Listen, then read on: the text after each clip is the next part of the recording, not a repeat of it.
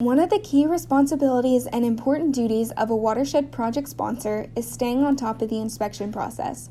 Project inspections serve as the basis for budgeting funds, scheduling work throughout the year, reducing risk, and managing liability. A quality watershed project starts with the quality inspections.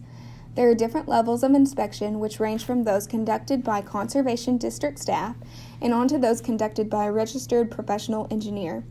In this video, we will cover some basics for an annual watershed project dam inspection conducted by knowledgeable watershed project sponsor staff. I'm Anita from Payne County Conservation District. I'm the district manager. I am responsible for doing inspections on the flood control structures here in Payne County. This is Rusty Adams. He's the watershed aide out of Fusky County. We're going to go through a PDM3 today. We're out here at Stillwater Creek, site number 26 here in Stillwater, Oklahoma, Payne County. It is a high hazard dam. So, wanted to explain the difference between a high hazard dam and a low hazard dam. A high hazard dam is a dam that has been classified through the federal agency, NRCS, I believe, as if during a flood event, during a breach, a massive flood, that there could be imminent loss of life. You're going to find high hazard dams with structures below them. One of the greatest things is you have a beautiful dam and there's a nice creek running through it, and 100 yards down the field someone decides to build a beautiful home next to the little creek. What was considered a low hazard dam because there was no structures below, that dam can then be reclassified as a high hazard because there is a possibility for loss of life. On this particular structure, as we go along, I'll show you if the structure was to breach, or even during a flood event. We have a major Highway 177 here. We have a baseball field, funeral home, gas station, and then houses and apartments immediately below this dam. The first thing and most important thing is you have to get out of your vehicle to do a good, proper inspection. You have to go over every part of the dam, put eyes and feet on everything that you can so that it's done properly and you capture a true representation of what's going on. I don't know about Rusty, but I also encourage everyone to take pictures to put with your inspections. Your inspections and your pictures can be uploaded on DamWatch. Rusty, you got anything else as far as pretty well covered it? Where is that? We would like to cover a little bit about safety. These are structures typically out in rural Oklahoma. Having a partner with you to help you, even if it's someone to help take notes on your inspection form, that's a good safety thing. If you can't have someone with you, letting somebody know where you are so that if you have an incident, someone can find you. Being aware of your surroundings. We are out in rural Oklahoma, not this particular site, but on other sites. You need to be watching for dogs, snakes. The newest thing that I'm hearing is wild hogs, stirring up them while you're out doing inspections.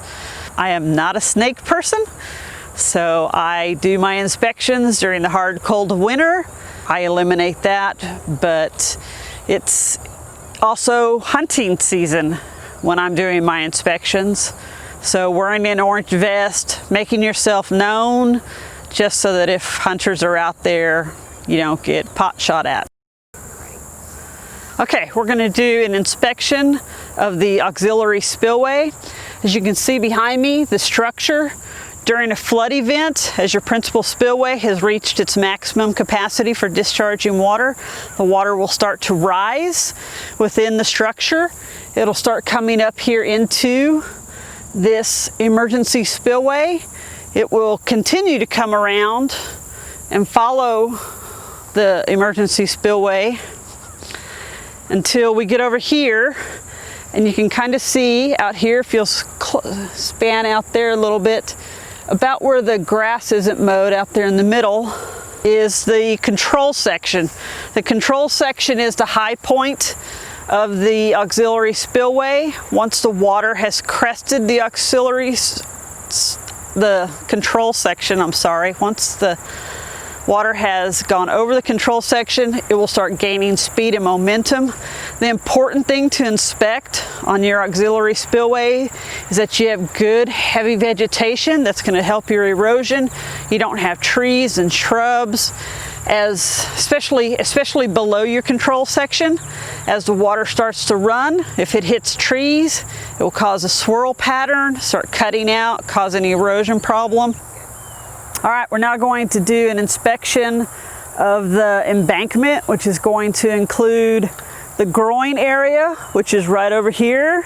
The important thing you want to watch for there is also good vegetation and no erosion concern. There's a lot of water that flows off of there, so that's an area you have to be very particular. When you're doing an embankment inspection, you're going to walk the front slope, which is here. You can see Rusty walking. You can walk down the middle of it. You can do a V pattern. What you're doing is looking for bulges, depressions, presence of animal, rodents, burrowing in, beaver activity. You also will be looking for driftwood, anything that might impact how the structure is going to work. You're also going to, and the front slope is always where the water is. On this particular site, we have some soil embankment, and then as we get down, we have riprap on this site. That's going to vary from site to site. Some sites have riprap, some sites don't. Once we get done, on our way back, this is what's called the back slope and the back toe, which is around the bottom. We will walk in the same kind of pattern as we inspect it. So another part of your inspection is going to be, and this is a lot of time when you're driving up, is has there been any alterations to your dam?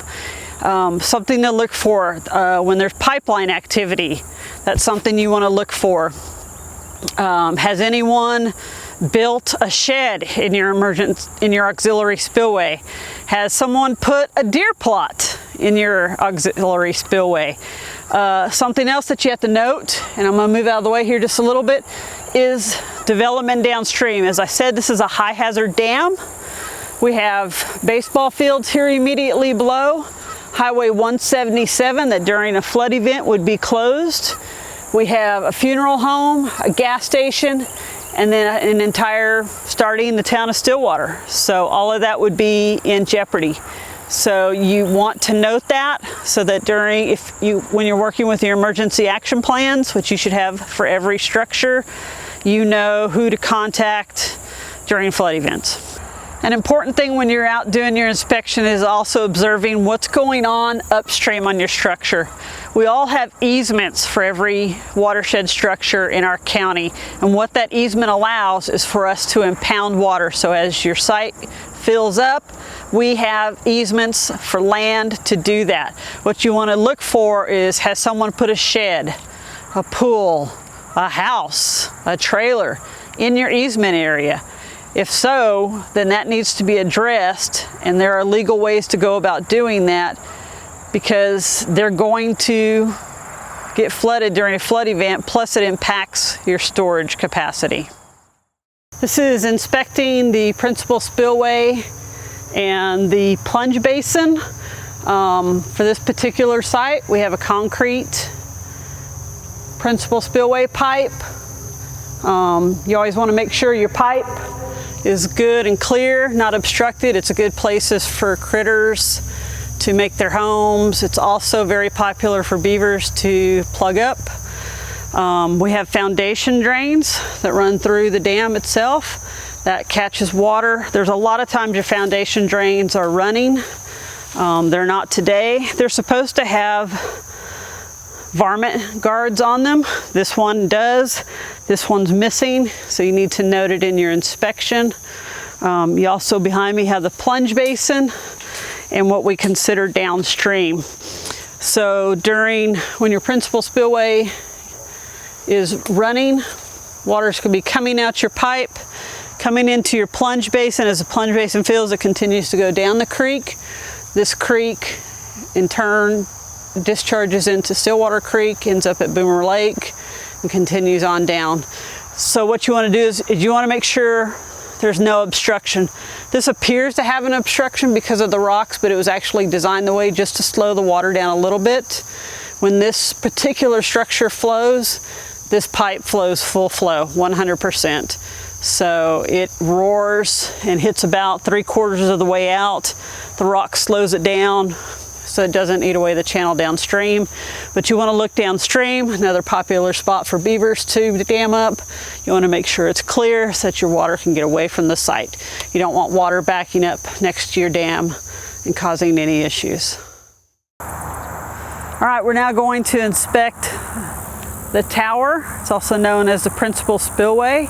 Things that you look at are, is there any erosion occurring on the metal fixtures? Is there any debris stuck within your guards around your tower? Has anything been done to the principal spillway? There are people out there who like to raise the water in their sites. We've had sites that have been known to have people go out and put cardboard or plywood on the ports so that the principal spillway does not work properly.